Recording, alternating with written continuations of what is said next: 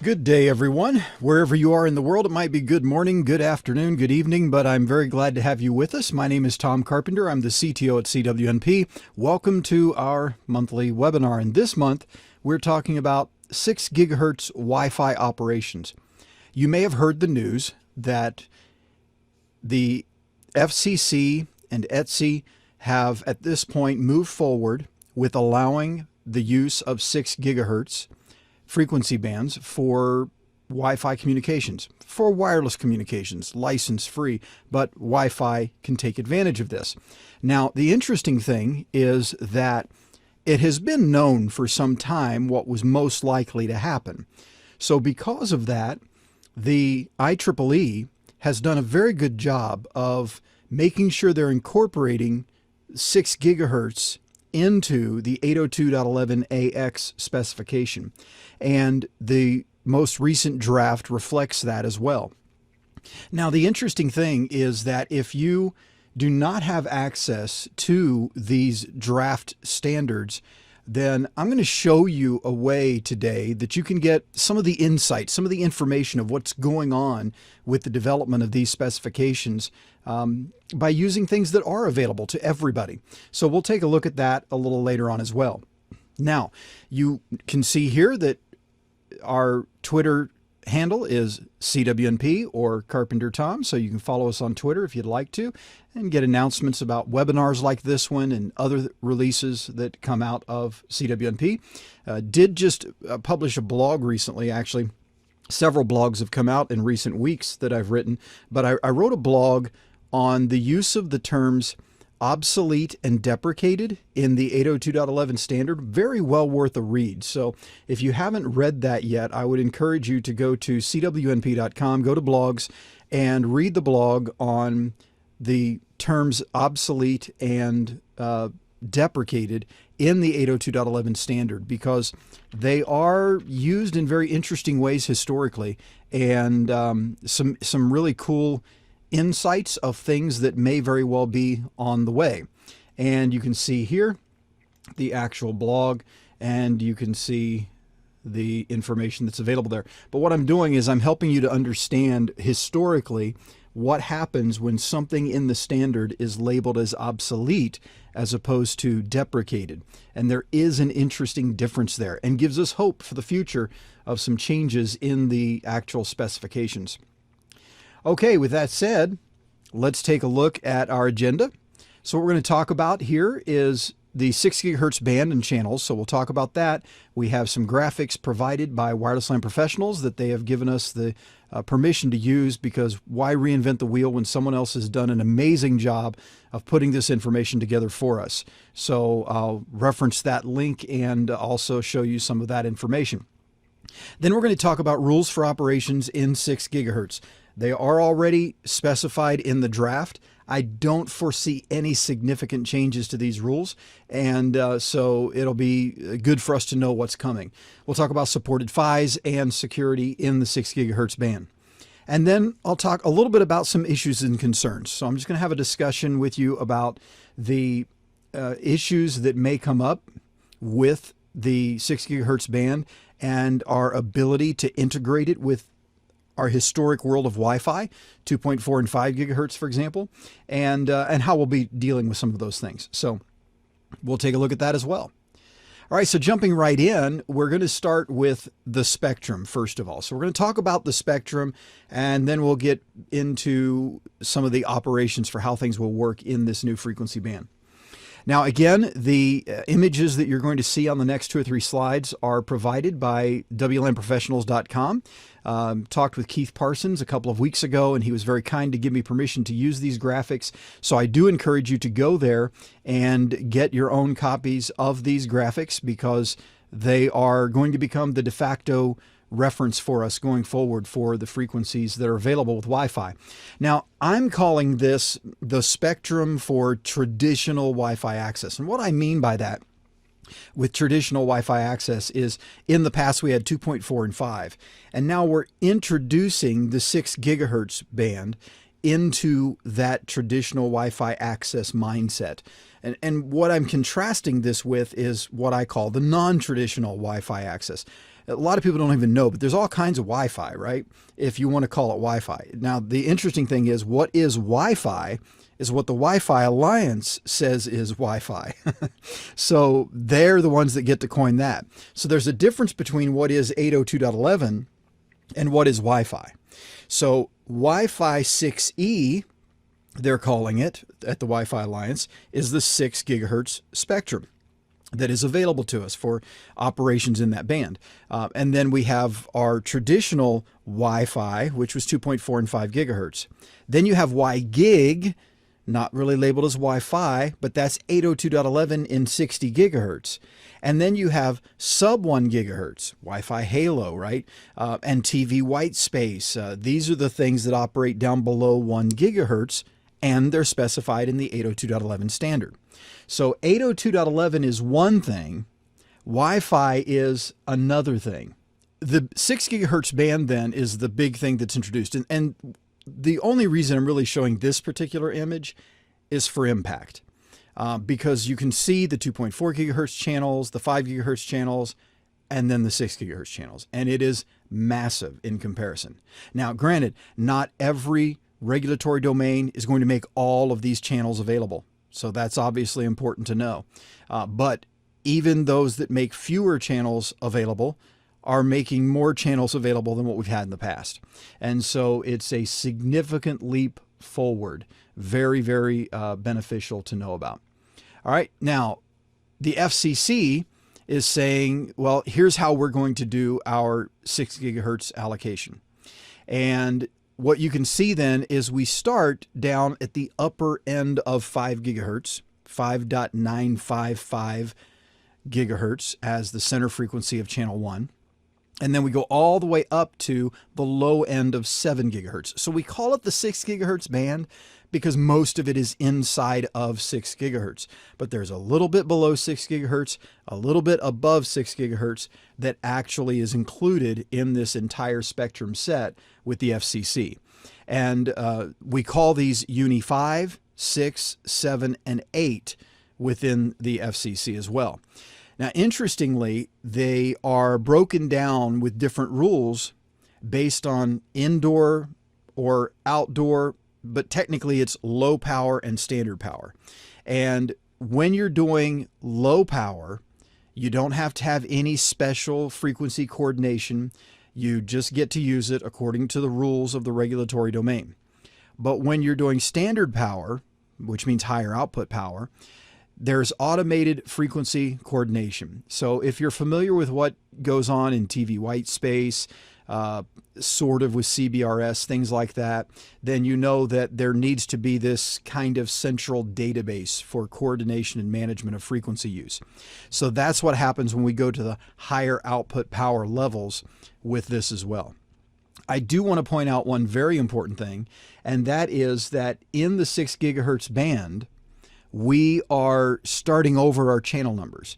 And so we have a 6 gigahertz channel 1, just like you have a 2.4 gigahertz channel 1, right? And then we've got a channel 5, 9, 13, and so forth. Then the in-between numbers are used for 40 megahertz, 80 megahertz, 160 megahertz, and so on. So I'm pointing that out to make sure that you do understand this is going to be a new bit of clarification that has to happen as we go forward. And by the way, part of the reason for this is it's about the number of bits available to represent the channel number. And so by starting over, we're able to fit it in the number of bits that are available effectively. Whereas if we didn't start over, we wouldn't be able to do that. So that's the kind of the motivation behind it. But the big key to know is that in the future, you'll need to say channel 1, 6 gigahertz, channel 1, 2.4 gigahertz, if you want to have clarity in your communication as to which channel 1 you're talking about when it comes to Wi-Fi. So there are some new things we'll need to deal with there. So we do have 20, 40, 80, and 160 megahertz channels, at least, that are available to us. Future standard specs are looking at wider channels down the road. And as you can see, it's actually not impractical to think of using 160 megahertz channels in 6 gigahertz. Now, I know that there would be concern about, oh, we're going to destroy the frequency band if we use a lot of 160 megahertz channels. I'm not telling you to use them. I'm saying it's more practical to think of using them in 6 gigahertz than it has been in the past with 5 gigahertz. So we do have that as a possibility in a lot of environments now. There will be significant numbers of environments that are doing low power indoor deployments that could actually use 160 megahertz channels with no problems, because they have no neighbors that are really nearby them in RF proximity, and they do not need the number of APs that would demand them to use the 80 megahertz channel. There's a lot of talk about what will our minimum channel width end up being in 6 gigahertz. I think it'll be 40 and 80 megahertz. I don't think you'll see as much use of 20 megahertz channels in 6 gigahertz, simply because we have the space available to us. And so we can get higher data rates for those devices that do need it. Now, of course, those devices that do need it, what am I referring to? Well, it's obviously laptop computers, mobile phones that are doing streaming of some type of intensive data, tablets, laptops, desktop Wi-Fi devices, things like that. Certainly not IoT Wi-Fi devices for the most part. IoT Wi-Fi devices would actually be better off with maybe a 5 megahertz channel, right? So they don't send a lot of data in most cases. Therefore, I could certainly see a dense IoT deployment using 6 gigahertz with 20 megahertz channels. And there's no real need to go to wider channels when you're dealing with most of those IoT type deployments. And of course, in very high density deployments, 20 or 40 megahertz channels are likely to be used. But this is an interesting thing. We can actually talk about very high density deployments and the possibility of using 40 megahertz channels for those, maybe even 80 in many of them. Whereas in the past, we could never think of that because we just didn't have the frequency space. So this is an overview of the FCC here. Here we have an overview of ETSI, and you can see they're looking at Uni 5, but even there, we have quite a few channels available. Now, I probably am not going to be as motivated to go with 160 megahertz channels in this case, but 80 megahertz channels, you have quite a few of them, and certainly plenty of 40 megahertz channels to work with. And so there's a lot of flexibility in how this can be implemented because of just the amount of frequency space that we have. Now, the question then becomes, all right, Tom, you're talking about the FCC and ETSI. What about the rest of the world? Well, I've talked to several people about this, and the general feeling is that the rest of the world is probably going to just do what these other two have done in some way or another. So they'll model after the FCC, they'll model after ETSI. It's kind of nice to have some regulatory agencies and countries do a lot of the work and then just say, hey, okay, how do we plug it into ours? And so the general feeling is we're going to see a lot of similarity to one of these two around the world in different parts of the world. Those parts of the world that can give up more frequency space based on incumbents that are already in the band, they can go something closer to the FCC model, and those that have too many incumbents in the band might go with something closer to the ETSI model. But I think we'll see a lot of modeling after these two examples. And I do want to remind you again before I move on, these graphics are courtesy of WLANprofessionals.com, so make sure you go there and grab those if you're interested. All right, now what I want to talk about is how are things going to work in this frequency space, because I could go through those graphics and tell you this channel starts here and ends here and all of that, but that's all in the graphics, so that resource is available to you. What I want to do instead is talk a little bit about some things that aren't as well known yet, and that is how things will work in 6 gigahertz. I spent a little bit of time a week or two ago sending out some tweets to let people know some of this information, starting to get the information out there. But I'm going to show you some of that information right from the source. Now, before I get into the rules for operations in 6 gigahertz from a PHY perspective and a security perspective, though, I want to tell you how you can get access to some of this information yourself. So I mentioned that there is a way you can get it even if you do not have access to the 802.11 draft specifications or standards. And what you can do is you can take a look at a couple of things. One is you can go to the amendment task group update page. So for example, if you just do a search for 802.11ax task group, you'll find this page, which is at IEEE802.org/11/reports/TGAX_update.htm. Okay. And this tells you, of course, who are the group leaders, when did it start? Right there, 2013. It's been quite a while in the making, which is not necessarily a bad thing. Okay. If you had asked me 2 years ago, do I want it to take as long? I probably would have said no. But now that we're where we're at right now, I'm extremely happy that it didn't get done. And the reason I'm happy that it didn't get done is because the reality is that sorry, I was pasting something in there. The reality is that because it didn't get done, 6 gigahertz got in. Okay, if I can use my bad West Virginia grammar. Because it didn't get done, 6 gigahertz got in. Had it been wrapped up a year ago, it may have never made it in there, right? So it's actually not a bad thing to me, because this really gives us a lot of advantages. So when you come in, you'll notice that you come down, you get your task group documents, which is kind of the stuff for launching it, the project authorization request, things like that. And these are interesting to look at, by the way. I would encourage you, if you've never looked at a PAR before for an IEEE standard, take a look at it. You know, it tells you what their goals are, what they're trying to do. So for example, right now, they're getting ready to do the extremely high throughput, right? Extreme high throughput, EHT. And that's the new one that started now to give us a new PHY after 11AX. Well, you can look at the PAR and get an idea of what their goals are, even if they haven't really done any major development yet. So there's always some insight that can come from that. And then you've got all their lists of meetings, but right down here, look at this section. So under achievements, there'll be work completed, where they are so far on it, and then you'll see the technical submissions. And these are based on a month and year, and then a code for the submission. So November 2019, 1684.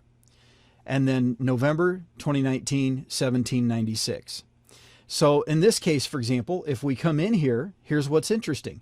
I can simply search on this page. Maybe I'm curious about, is there anything about 6 gigahertz? Oh, look, updated channelization for 6 gigahertz. And so I can click on that, open it up,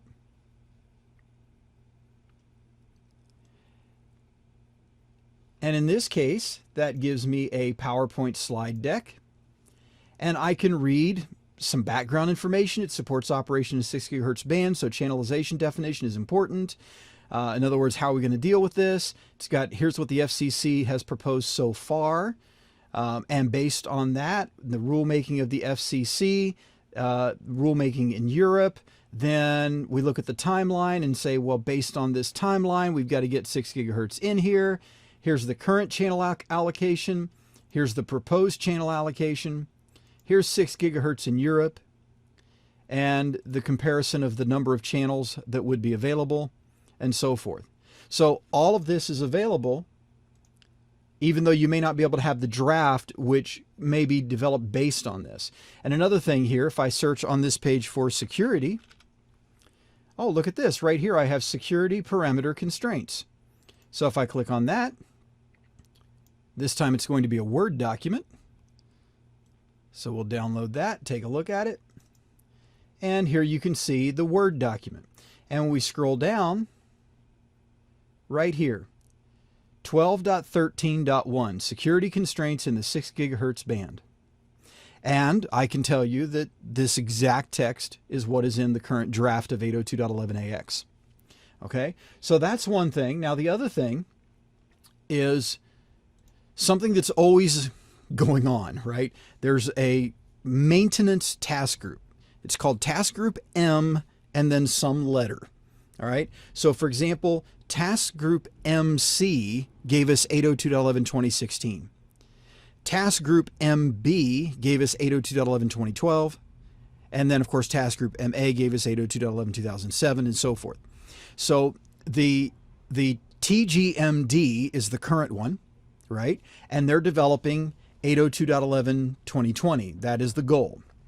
And so if you were to look through this page here, and by the way, I'll paste this page in here as well for you in the chat. It is IEEE802.org/11/reports/TGM_update.htm. And this is the group that gives you the roll-up. Now, if you look at the timeline for this, and you can find the timeline here on the page, but if you look at the timeline, the pain point is that this is expected to be done in September, and that means that it'll be done before AX, which is not expected until November. And so this roll-up is not going to have AX in it. So we're going to get the 802.11/2020 roll-up, and then we're going to get the AX amendment on top of that. So my apologies on behalf of IEEE, but that is what's going to happen there for you. Now, the thing you find when you come down here is that you have, oh, here it is. You have a spreadsheet. So this one is a little different. The TGM groups have traditionally done spreadsheets for tracking everything, which actually makes your life a whole lot easier to figure things out, what's going on and so forth. And I've already downloaded it. So here it is. This is what it looks like. And as you can see, well, let's just scroll down here. Looks like on all SB1 comments, we've got a comment number 4,814, and this one goes down to 4,001. And we can look at the revision history, just gives us an overview of the document. And you can see then that we have other comments on other sheets, quite a lot of them. So there are just tons of comments in here. Well, here's the thing. When you're going through these comments, what you're seeing is people are commenting on sections of the 802.11 standard.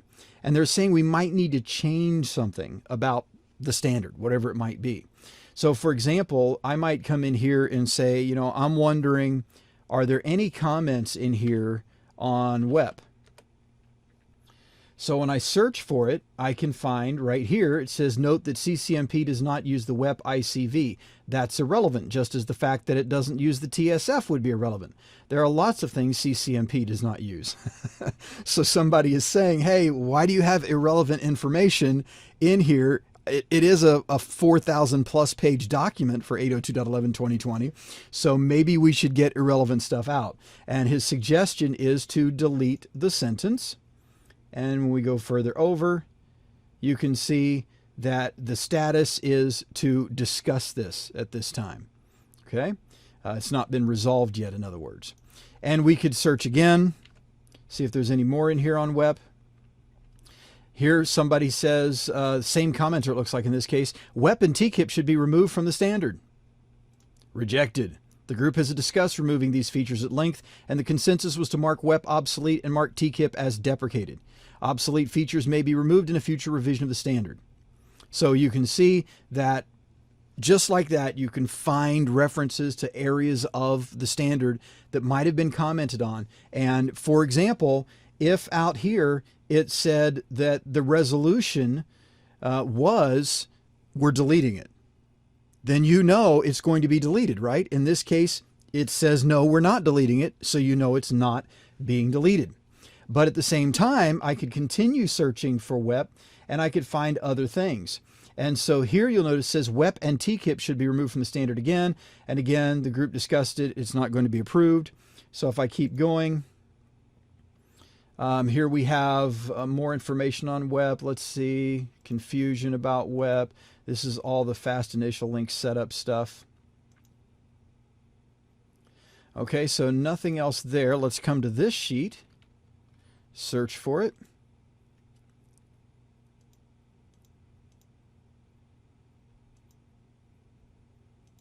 Looks like we're seeing the same information.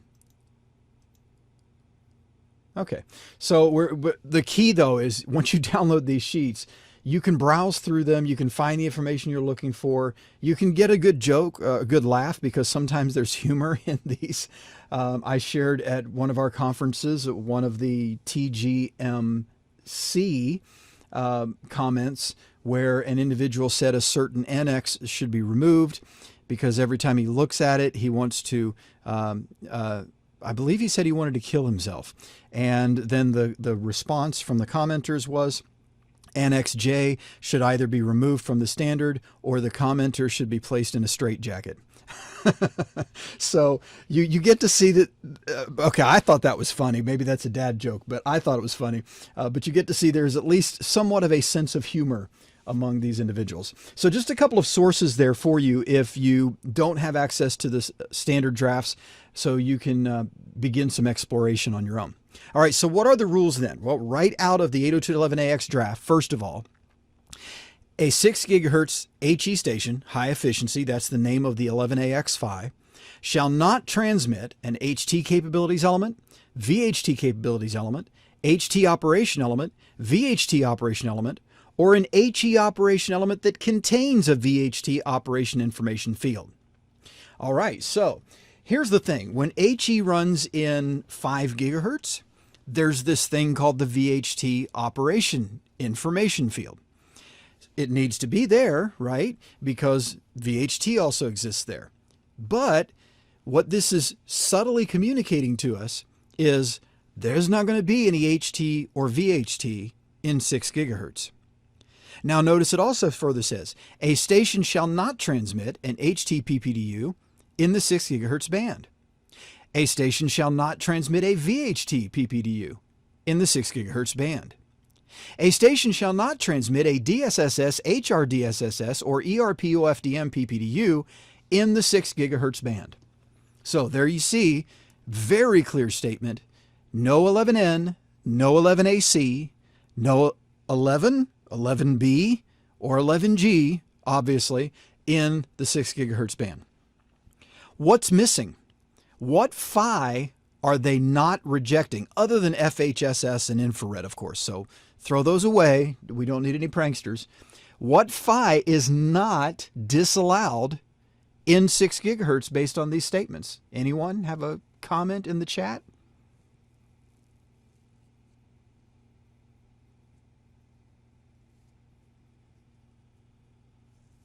There's a PHY that exists. Yeah. So you got it right on. OFDM and definitely HE, right? So OFDM is not disallowed in 6 gigahertz. In fact, when you read the standard closely, it is one of the PHYs supported in 6 gigahertz. So very important to know that. Now, here's the thing. We're developing devices, right? It's not like someone's going to go out and get a chipset that is OFDM only, for the most part, operating in 6 gigahertz. So the chipsets are going to be HE chipsets. And we have support then for these data rates of OFDM for transmission of PHY header preambles, these types of things, right? So the key though is that it's not explicitly stated as a supported PHY, but it is not disallowed. That is an important thing to differentiate, because these are all explicitly disallowed. So there's not going to be any of that. So the first thing to know about Operation 6 gigahertz is we are starting with a pretty clean slate. We're going to deal only with HE, which makes sense. I mean, why would we put the other stuff in there when there's no major motivation for it? There's not really an advantage in communication capabilities of the other physical layers in the band, and so the motivation's just not there. So therefore, we see only use of these in the 6 gigahertz band. And it's not a problem because there won't be any old devices that suddenly work in 6 gigahertz, right? It's not like we can just write a driver and make a 5 gigahertz radio now work in 6 gigahertz magically. So you need a new radio, a new chipset in order to get the functionality. There is another, and in my opinion, even more significant, because we kind of assumed this was going to happen. There's another area of the rules for operations in 6 gigahertz that is significant as well, and that has to do with security. So I already showed you this text from the actual website, where you can see the text at the 802.11ax task group website. When you search, remember, on that page for security, you can find this text there. This is the text directly out of the 11ax draft. And there are 6 things that are stipulated here. It says the following apply to a station operating the 6 gigahertz band. So if you're in 6 gigahertz, you're an AP, you're a client, you've got to abide by these rules. Rule number 1, the station shall not use the following pre-RSNA security methods: WEP, open system authentication without encryption, shared key authentication. So simply cannot use any of those authentication methods. And notice it does explicitly say open system authentication without encryption. That'll come back up in a moment. Number 2, the station shall not use the following cipher suite selectors. So when it comes to the cipher suite field in the 802.11 frame headers, we cannot use the group cipher suite, WEP40, TKIP, or WEP104. Not supported. So TKIP, you can see now, even though it was not listed in rule number 1, is now listed as not allowed in rule number 2. Rule number 3 addresses that phrase in rule number 1, open system authentication without encryption. It says the station should use opportunistic wireless encryption, or OWE, as specified in RFC 8110 when connecting to an infrastructure BSS without authentication. This is the replacement for open system authentication without encryption. And so what we see then is that there will be no open system authentication without encryption in 6 gigahertz for Wi-Fi. Instead, everything will use OWE. I think this is great. I'd like to see OWE heavily implemented and supported in 2.4 and 5 gigahertz, but it's going to obviously take some time there because there's a mass install base of client devices, right? Well, the benefit here, there's not a mass install base of client devices. So we can say, let's start with encrypted wireless everywhere. Rule number 4, the station shall not use the following authentication and key management suite selectors.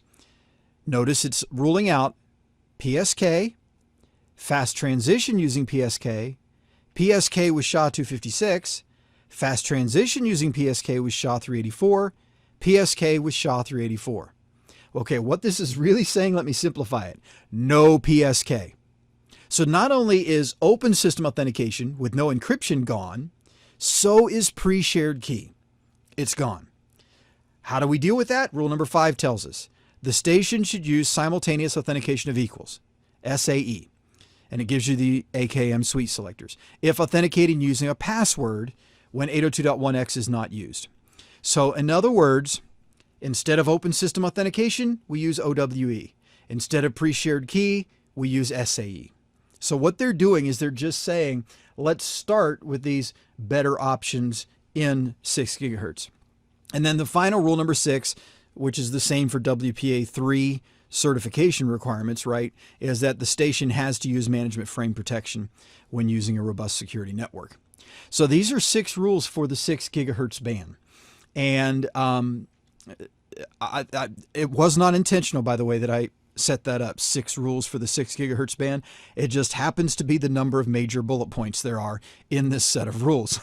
But it's easy to remember 6 rules for security in the 6 gigahertz band. Now, what this tells us then is that we're starting on better footing in 6 gigahertz. We don't have to worry about backward compatibility, so therefore we don't need to provide backward compatibility. Therefore, as you saw in the comments, while WEP was not removed from the 802.11 2020 standard that is coming out later this year, it is removed from all 6 gigahertz devices that will be operating based on 802.11. So this is a key factor and of significant benefit. Now, one of the things to tell you, the fact that 6 gigahertz didn't make it into 802.11 2020 per se, all right, let me rephrase that. The fact that 11AX didn't make it into 2020 per se is not as big of an issue as it seems. You know, most of this 6 gigahertz stuff is in the AX section of the documentation that we have. And because it's in there, it is not incorporated into 802.11 2020 because here's the thing, Task Group MD cannot say, hey, here's what they have in the current draft of 11AX.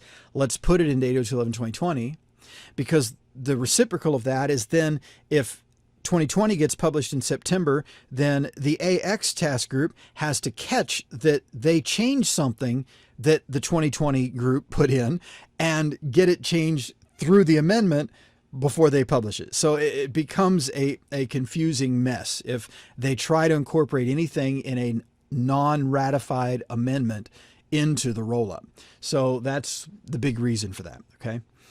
Now, the benefit then is that it's okay that all this stuff is being stipulated in AX, because really, even though OFDM is not rejected, really HE devices are what we'll have in 6 gigahertz as far as Wi-Fi devices go. So for that reason, it's okay that that's the amendment that deals with 6 gigahertz at this point in time.